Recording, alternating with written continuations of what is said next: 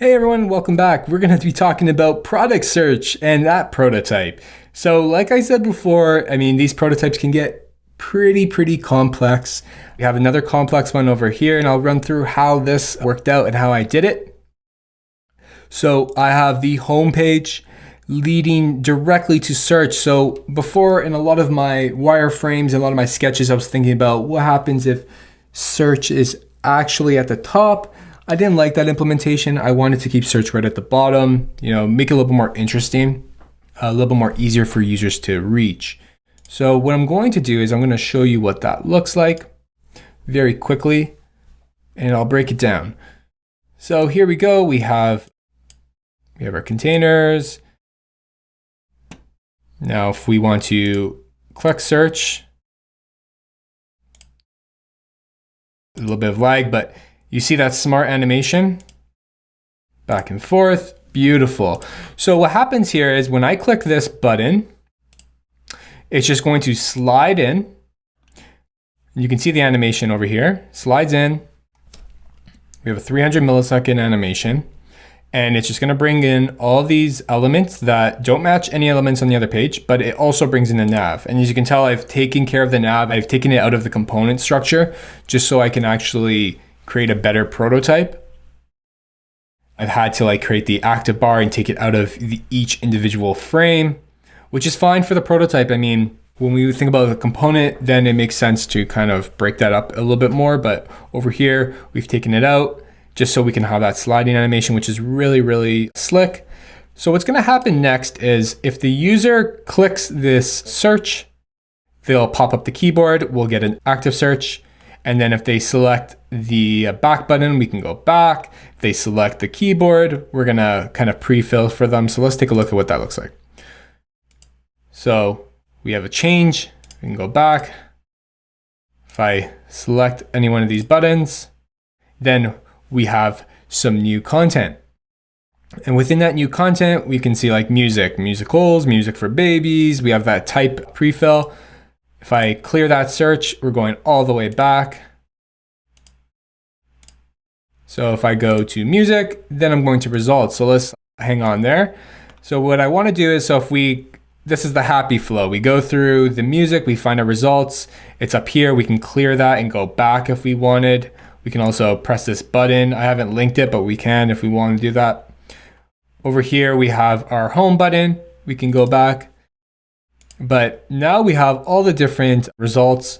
Let's take a look at what the filters look like. So what I've done here is with the filters, when the user clicks, we have a move in, and it's not going to smart animate because I just want a brand new overlay. And these are our filters. And so this will just kind of reverse that. We're going to move out. So we're just going to move down. Same type of timing, same type of transition. And over here, I've just started to think about what are the types of filters we want to show here. We're going to sort by the standard stuff like price and customer review.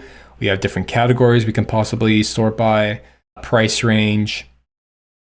We have a customer review, so 4+ stars, 3+ stars, and so on. And then another footer over here showcasing how many results are actually going to show up. So that's what I've done. If users even click that, it'll just kind of do the same thing. Now let's go back. So that's what happens if users actually are able to, slide in and get those results much more easier than if they selected something else. So we're gonna actually go from here now. So let me just.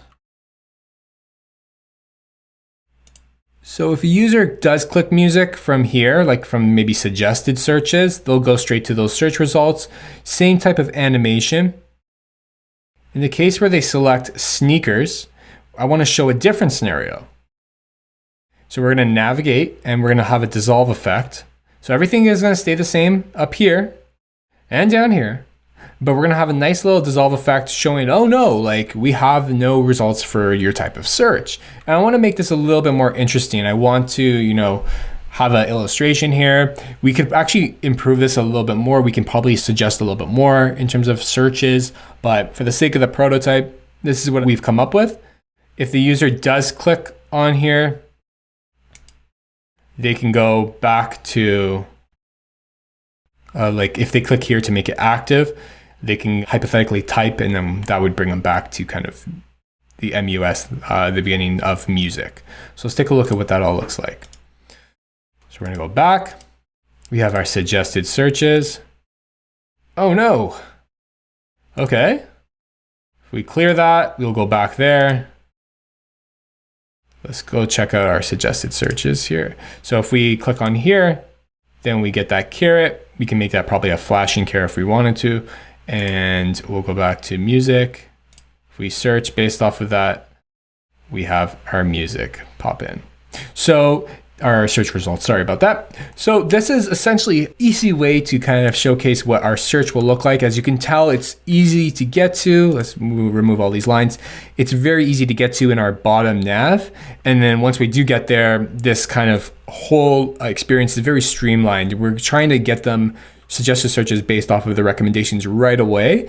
And if they do actually want to search manually, we can hand that off really easily. With the type ahead over here, we're trying to get them more relevant results based off of that search. And then once they do, they're right in to their results and they are easily filterable. So making this search much more easy to access, easy to use was a big part of my thinking when approaching these prototypes in the high fidelity designs.